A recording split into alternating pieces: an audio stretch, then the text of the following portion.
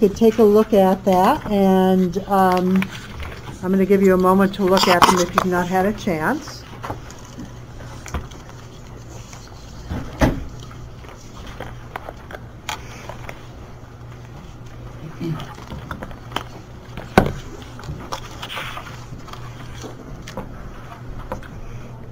And these are the minutes from September 21st. We did not have a quorum for our October meeting.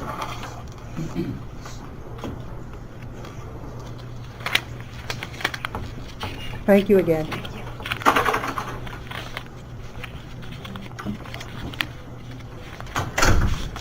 You did misspell Tony Robles' name. It's Robles, not, there's no T in there. Other than that, it looks good. We also mentioned that that the December meeting would have someone from the homelessness and supportive housing. Thank you so much. All right. Any other recommended corrections or amendments to the minutes? And this is agenda item number 3. Is there any public comment on agenda item number 3, which is approval of the September 2017 minutes? Okay. Do we have a motion to approve the minutes with the amendment on the floor? Motion. Okay, Second. Dan, second by Jordan. All those in favor of approving the moments, can I have a show of hands? Very good. Anybody against? No. Unanimously, the amendments, the minutes have been approved with the amendment.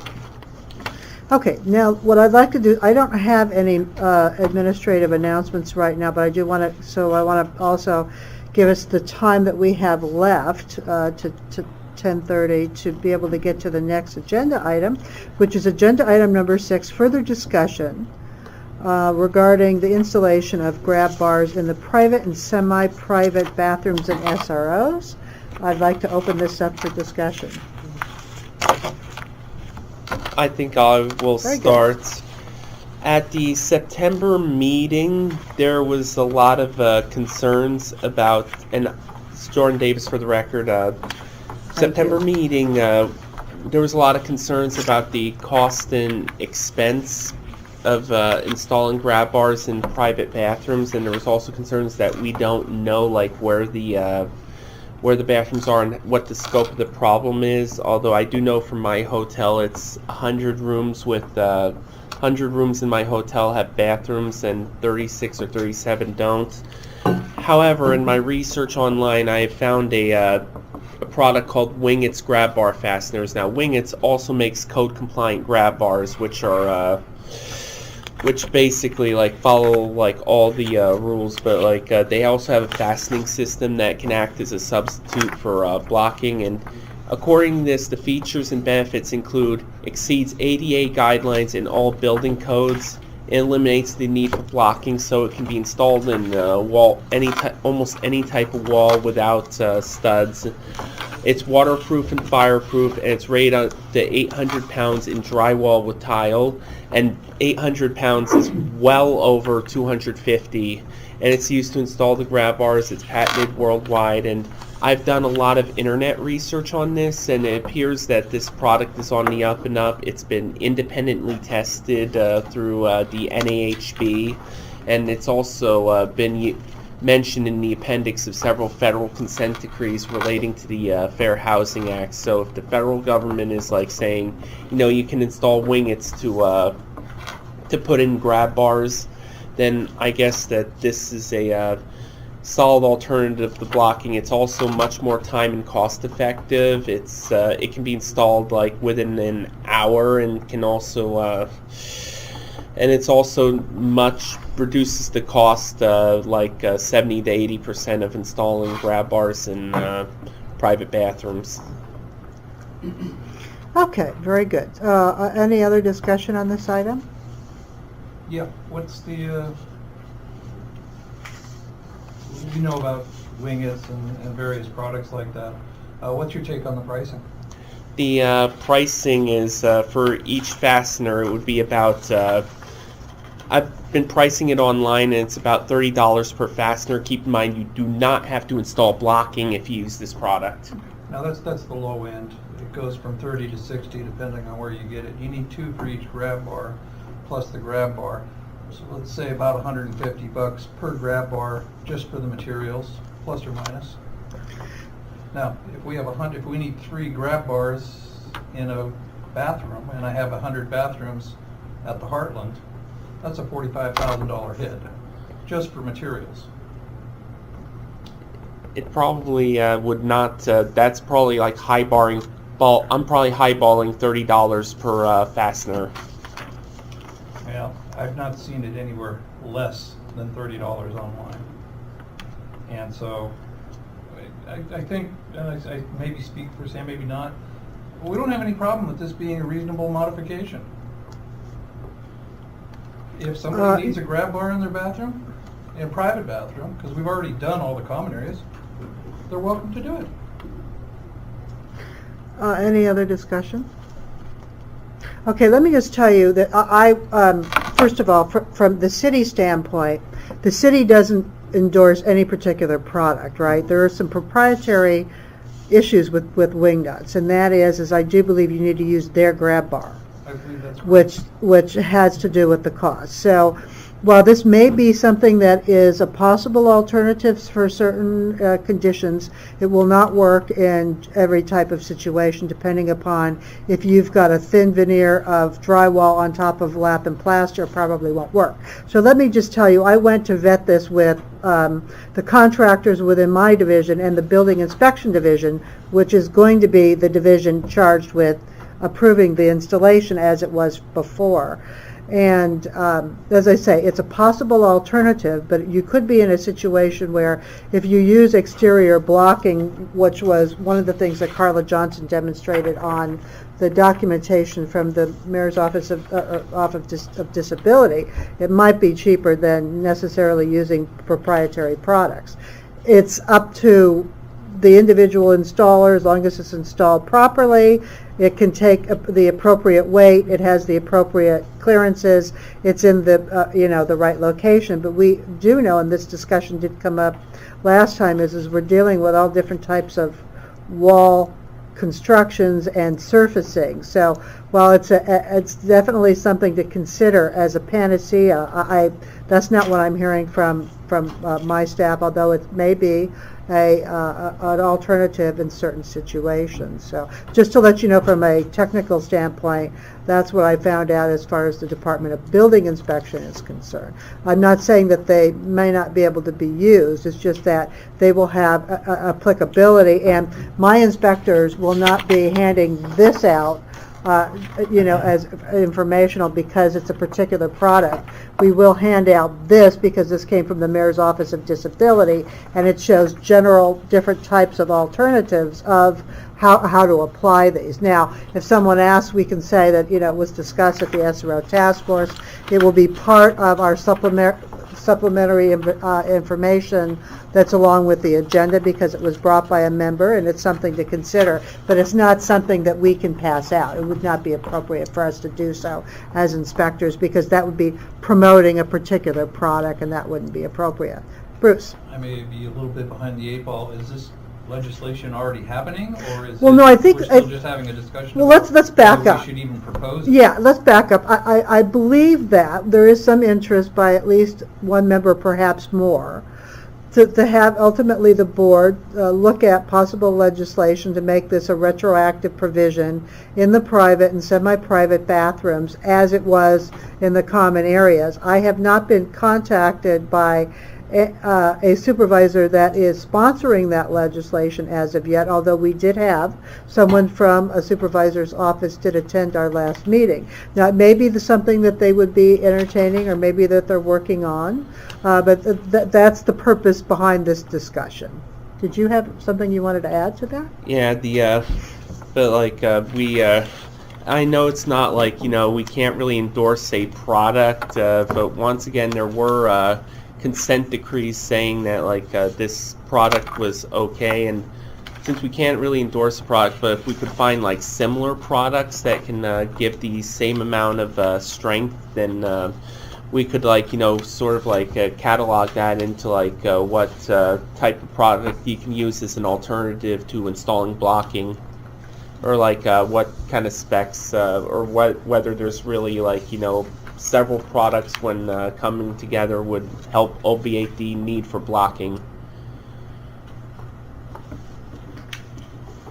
Okay. What I will do, from what I'm hearing in the discussion, is I will circle back with the Mayor's Office of Disability to see if there's anything else they would like to add to the information sheet that they've done. I thought they did a very good job of giving people different alternatives, because it may be the exterior blocking alternative in some instances may be the best way to go for certain circumstances. Sam? Quick question. So, Sure. what would this ordinance fall under? Would it be falling under reasonable accommodation, or is it a reasonable modification Well, to housing? That's a good question. Nothing has been proposed just yet. And it could be that it's a voluntary system, which means that it wouldn't necessarily need legislation. Legislation would be needed to require, and I'm going by what's in the housing code right now, would be needed to require an SR owner to retroactively put grab bars in the private and semi-private bathrooms and SROs, because the legislation that was adopted previously only dealt with common bathrooms. So there has been some previous discussion on our agendas from September. And I think we had some other discussion on this about possibly having the task force support legislation that would retroactively require SROs to install these in those private and semi-private bathrooms. We don't have any legislation yet proposed that I'm aware of. Maybe some is being looked at. But that's where we are. We don't have any motions, and we don't have any, we may, but we don't have a motion or legislation to address specifically. This is general discussion at this particular point, but we could get into discussion of any motion. Sam, and then Jordan. So are we talking about just SROs, or are we talking about across the board? Well, and it's a good question, since this task force is focused on residential hotels, SROs, that would be the confines of our discussion.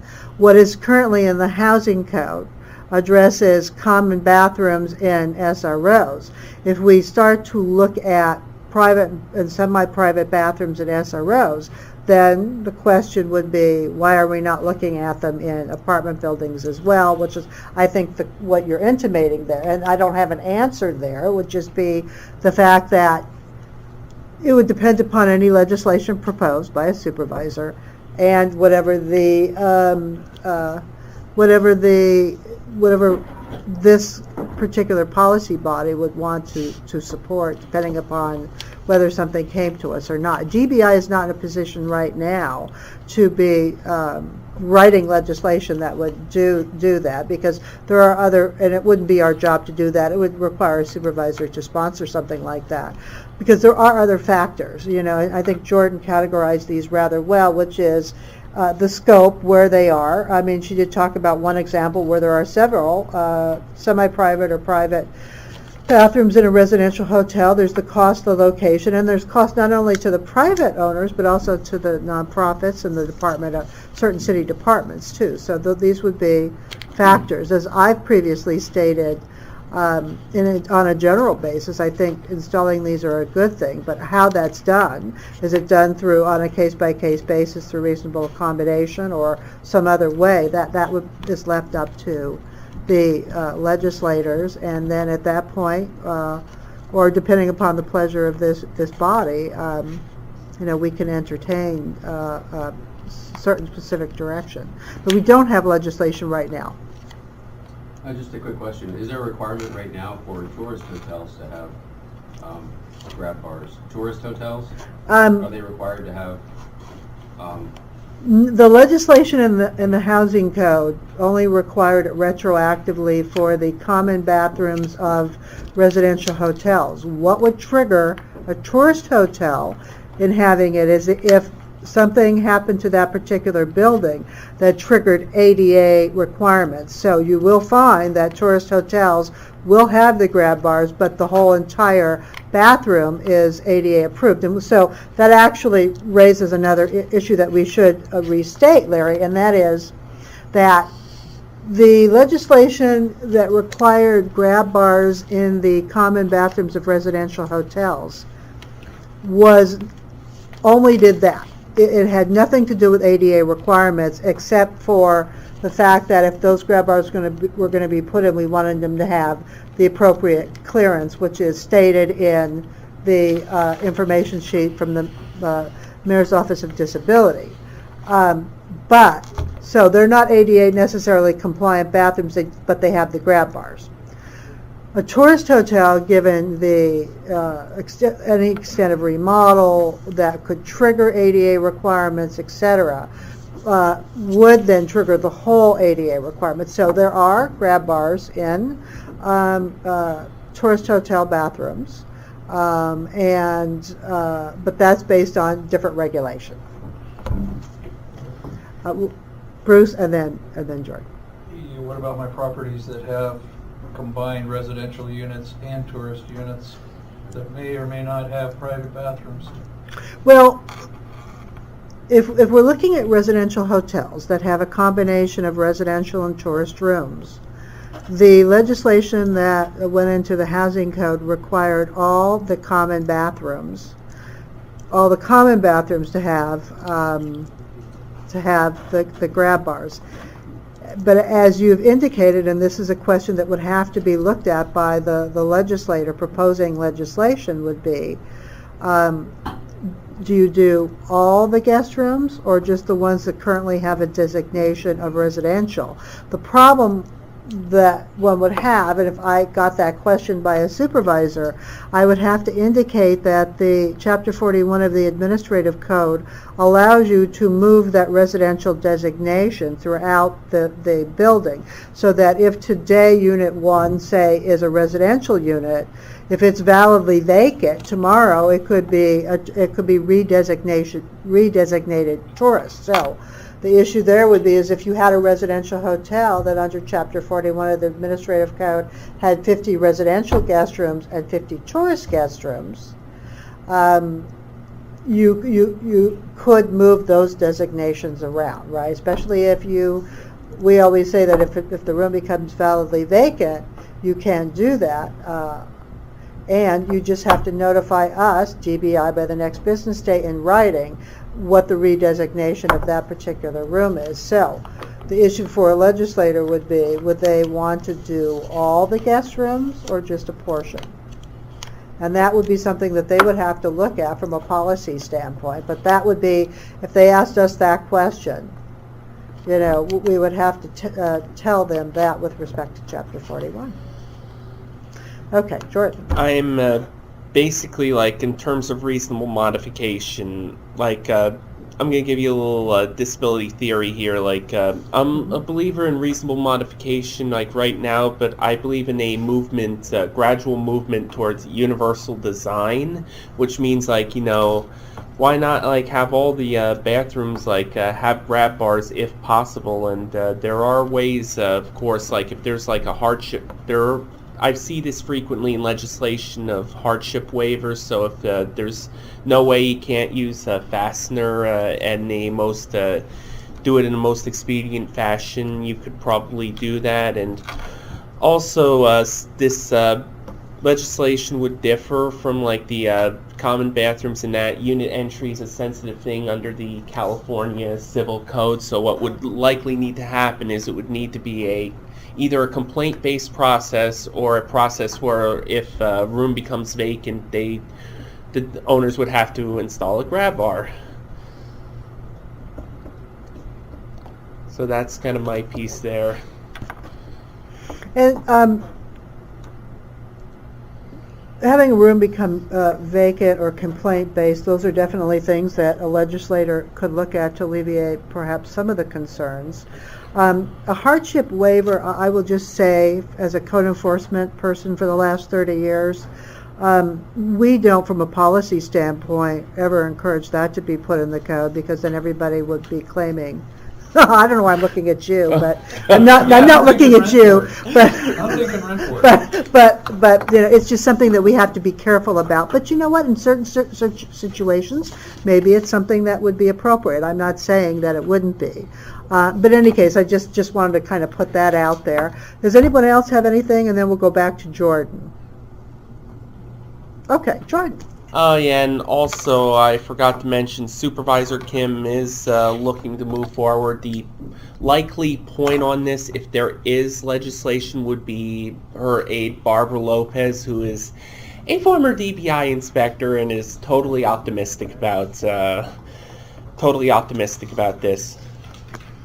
Yeah, no, she's currently still an inspector. She's just got a different job right now. Okay, so if Supervisor Kim does propose legislation and she would like to have that reviewed by this body, I'm sure they would definitely let us know.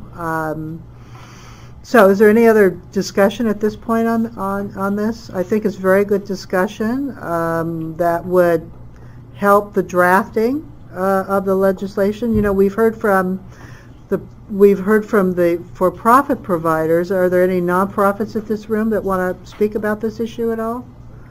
We don't have. Go ahead. Yes. Well, if there's no legislation or policy moving forward right now, there's not much that we have to say. Obviously, the 4 SROs that we have are compliant and will comply if there's new policies or regulations. So. Yeah, very good. Yeah, we only have mainly common bathrooms and SROs. We don't have okay. private units. Thank you, Bruce.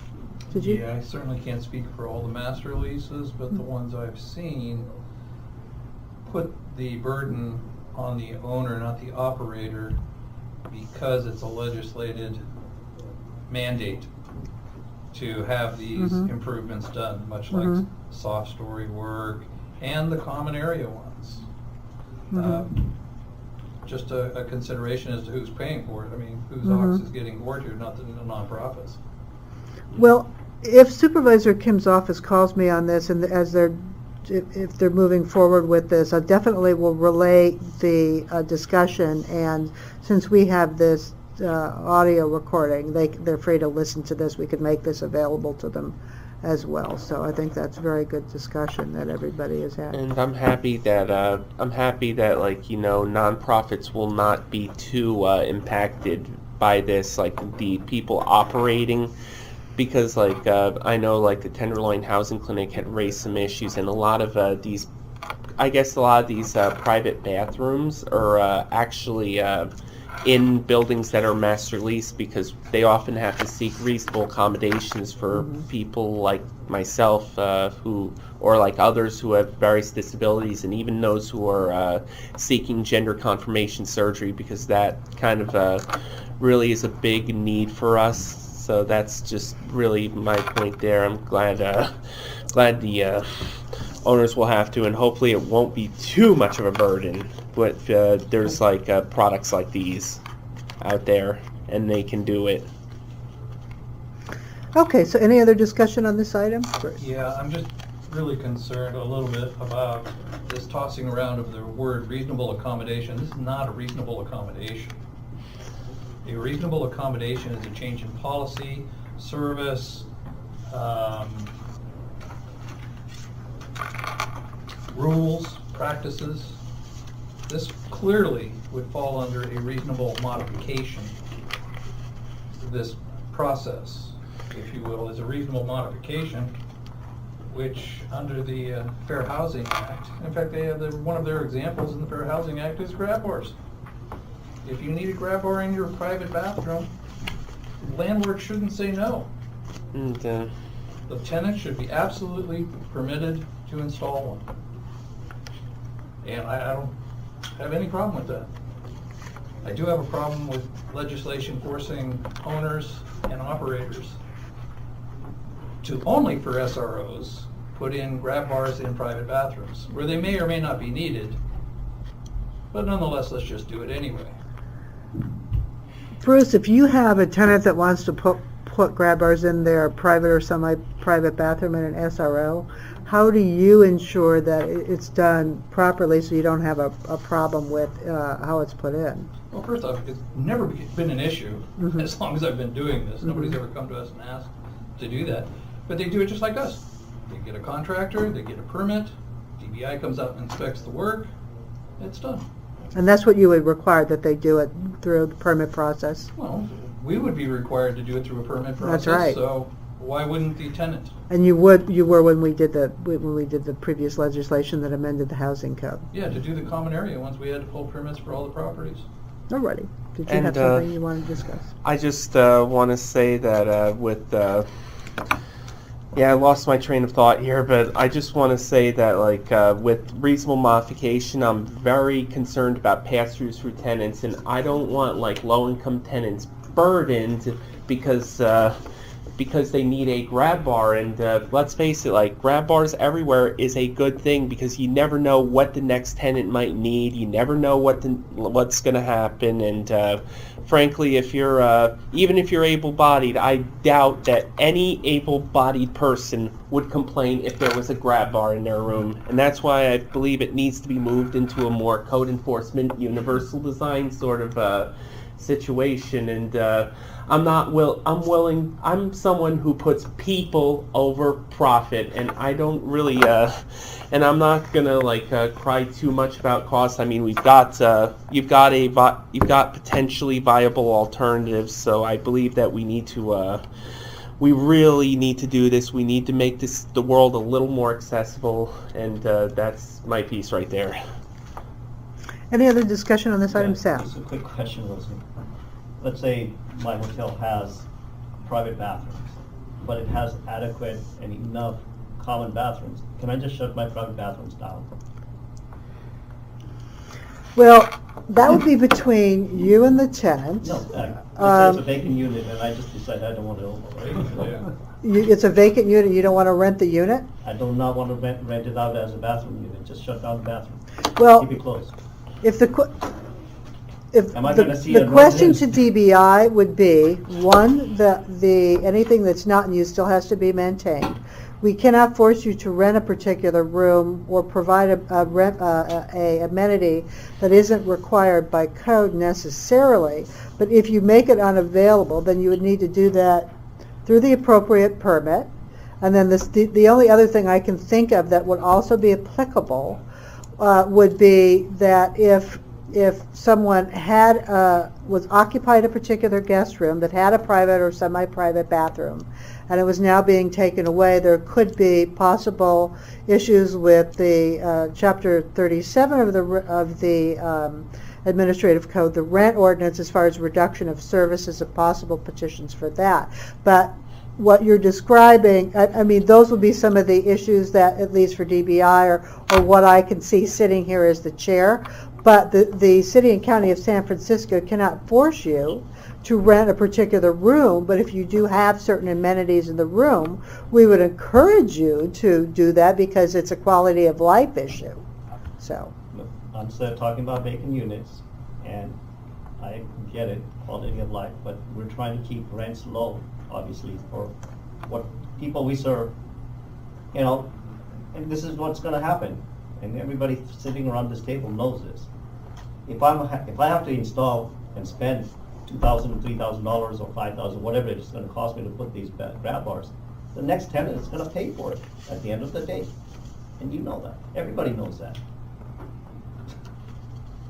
Because I'm going to raise my rents. It's going to happen. So. Back to life. So that's an important thing to look at if the legislation is conditioned upon putting it into a vacant unit. Oh, we got to keep, everybody around this table needs to keep in mind that we are trying to serve low-income tenants here. And rents are already going up because of all these other issues that are coming along. I And think if that's to it's gonna that. keep on doing, that's what's gonna keep on happening. And you're gonna have more and more people on the streets. Dan, did you have something you wanted to add? Yeah, as Sam was saying, the rents are going up. My hotel doesn't have any private bathrooms, and our rents now are $1,000 a month plus $1,000 deposit, and that's to live on 6th Street. Okay, any other discussion on this item?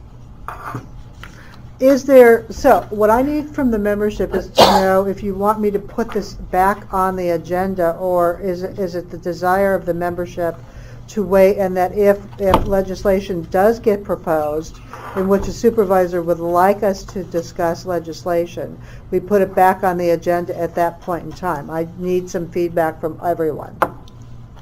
What is your pleasure? I think we should wait for the legislation. Okay, any other discussion? Bruce? I agree with Dan, but I would like to have some sort of an assurance that we get some notification of this as opposed to the hotel conversion ordinance that got slammed through back in February. Well, let's talk about that briefly. The legislature has a hearing process that is set by the administrative code. If a legislator does not wish to bring their legislation to this particular body and go right into hearings, et cetera, I may not know, and so I'm not the legislative attaché.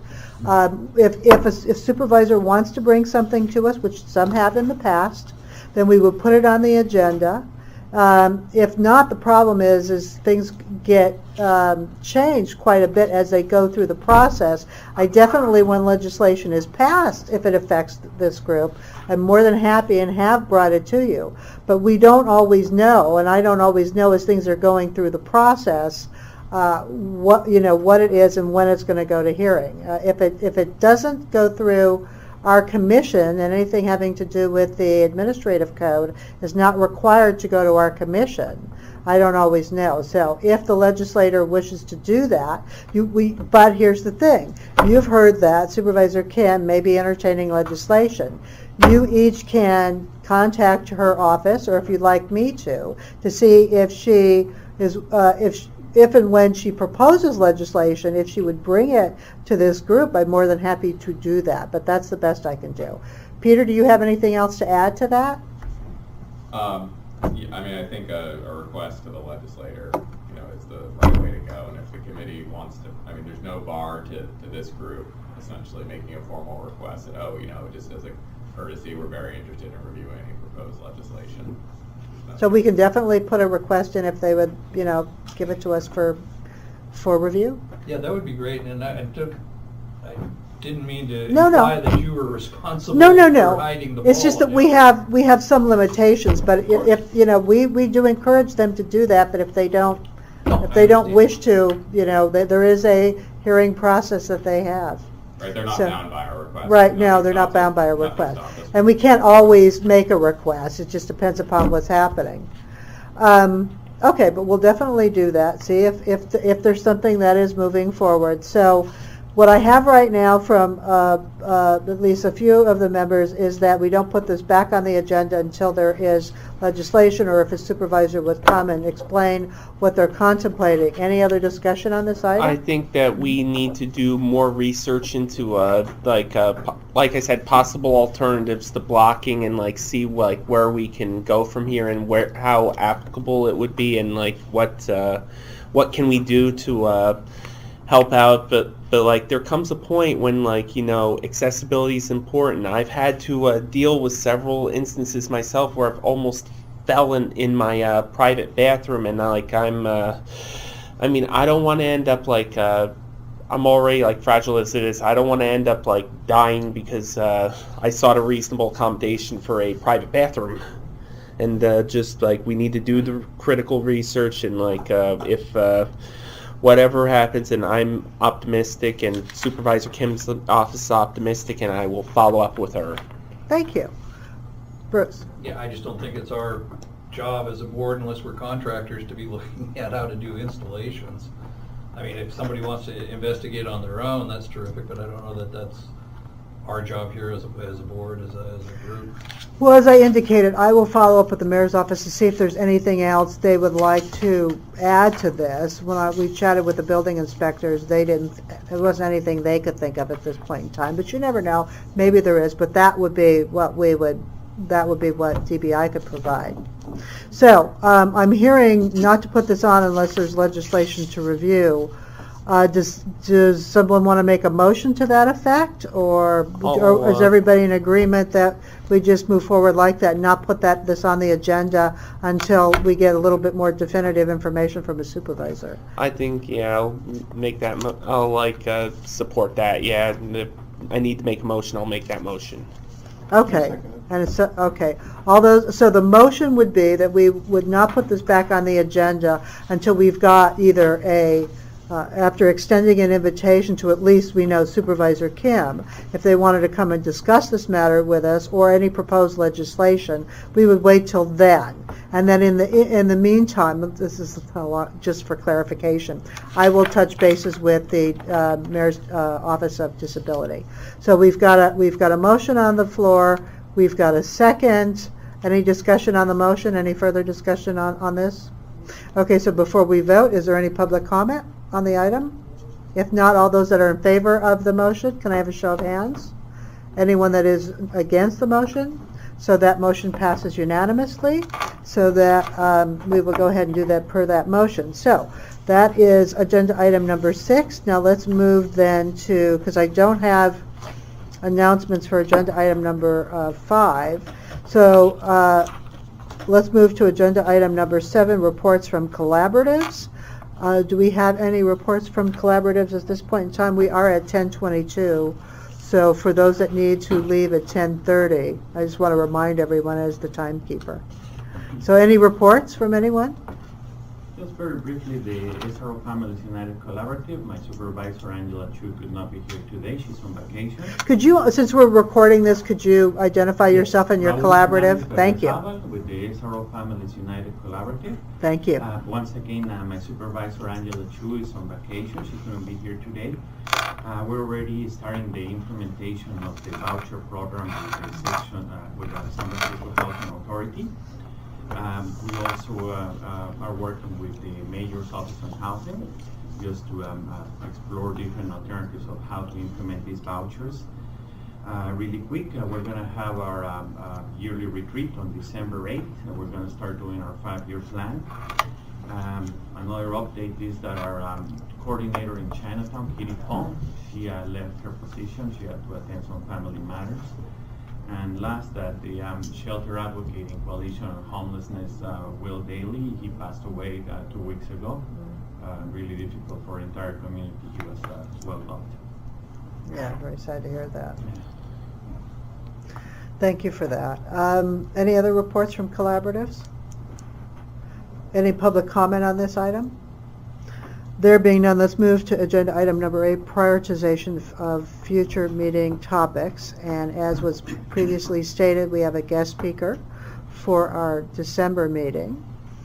And with respect to our January and or February meeting, I will let you know that we did, and this is related to a request from one of our members, that we look at the number with respect to what comprises a quorum and the voting requirements in our bylaws. And and I think those are good things that we're looking into right now. In addition to that, with respect to the bylaws, they need to be adjusted with respect to the Department of Homelessness, and we're not going to need to have 2 members from the Department of Homelessness, so that is one thing that will be changed. The other thing is that there are some features in our bylaws, because these bylaws are older, that are inconsistent with some provisions of the Sunshine Ordinance. So I've been given some significant homework to take a look at that, research that further, and update that. And I'll be working with Peter on those issues. Peter, the homework was from Judy Boyajian, so, who is one of our land use attorneys, one of our eminent land use attorneys. So I'm going to handle all those factors within the bylaws at one time. Realistically, though, for Peter's time and mine, we'll probably be looking at bringing this back to you in February, probably at the earliest, or March, because of some of the extensiveness with the membership too. But we would hope to have this on the calendar in February or March. So that's one thing that's coming. We've got a guest speaker in December. And then so we need to get some input as to other items you would like perhaps on the December and January or February calendar. I Jordan. have this just literally came from Supervisor Ronan's office yesterday. On November 28th, she will be introducing legislation that is based off the recommendation of the task force from our June meeting that would require that all common single-use common toilet and or bathing facilities be designated gender neutral. It's a very narrow code, and it's going to be introduced on the 28th, and hopefully we will and hopefully it looks like it's going to pass the board. It looks like it's going to be unanimous. It's a small code change. I know that we did pass on information and some language to them, that DBI participated in some discussion with the city attorney's office about that. Bruce? Yeah, this is just a request. I don't think it needs to be a formal item on the agenda, but since Jordan seems to have her fingers on the pulse of the supervisor's office, perhaps she could keep us advised of Kim's legislation on grab bars. Right. Well, I think she stated that she would definitely contact with them. As the chair, I'm going to ask them, I'm going to make a request that if they are contemplating legislation, would they consider, coming and talking to us. But that, any member, as Peter indicated, any member is free to have, any discussion.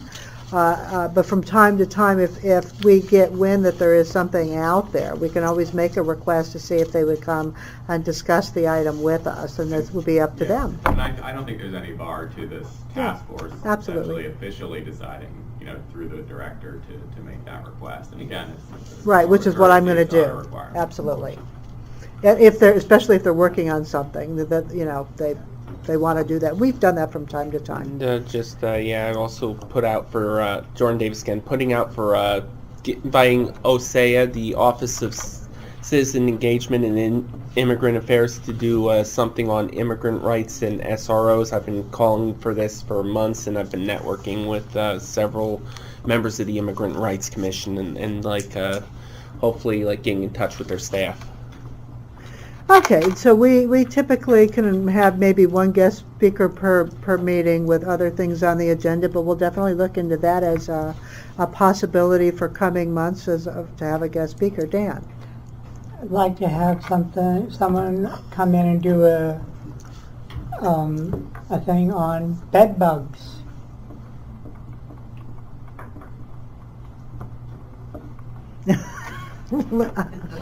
I'm looking at Larry as a representative from Public Health. We've done it for the collaborators. We could do that. Great. Well, So I've also been teaching classes on bed bugs. okay. Well, we could definitely have. We would start with DPH, and then if any members have any particular desire to work with Larry on that, we'll let Larry be the primary. And the way this works from a code enforcement standpoint is, the housing code has some overlapping jurisdiction on the bedbug issue with the health code, but the health department, since all the rules and regulations as to how to abate this are with the health department, they are the primary on this point, so that we'll definitely let them take the lead, and then if we have anything else from a DBI standpoint, we'll be more than happy to include that in the presentation. So maybe what about January or February? Could you think about that and then let us know maybe at the December meeting? Like a 10-minute presentation? Is that kind of, Dan, what you have in mind, is to give what they're experiencing, what the regulation is, what you have in mind? Well, what we have is actually like about a half-hour presentation. Okay. And I've already got about 100 pamphlets that are put together. But it gives all the responsibilities of everyone, management, tenants, and pest control operators. What needs to be done, what you can do, what you can't do. It gives the whole 10 yards. And who published, may I ask, who published the brochure? I believe it was DPH. Okay, so maybe you want to get with Larry on that and see, because that may be something that we could pass out during that presentation. So what we'll do is we'll circle back to find out what's a good coming month to be able to do that at our December meeting. And if for some reason that doesn't occur, I'll just give Larry a call. Pardon me? January meeting. January meeting. No, but I'm saying we would check with you in December to firm that up. Alrighty. I'll bring one of those pamphlets to the next meeting. Wolfgang, you've been so patient. Well, thank you. I just want to clarify for the record that although we have two members listed from homelessness and supportive housing, only one has consistently attended. Right. So there's no heavy weighting on the department. And it was, and just for a little bit of background, both of those individuals had come from DPH and HSA, and so there isn't necessarily a need that we're seeing that there be two members now because of the citywide reorganization.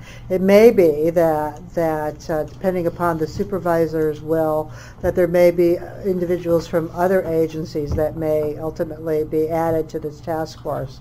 We'll see. That'll be something that I'll be talking to the supervisors about in coming months. So on that issue, though, if anybody has any inclination of a certain city agency or some other groups that they think should be members of the task force, that would be good to give me that particular input. I have my ideas, so. Anyway, okay, so that gives us a good sense of some of the things that we could agendize for the next 3 months or whatever. Anything else? Okay, is there any public comment on this particular item? There being none, is there any general public comment? There being none, so we are at 10:32. Unless there's objection, I believe we are adjourned, and I do apologize for my tardiness. It was unavoided this morning. So we will now see you in this room on December 21st. Thank you. Thank you.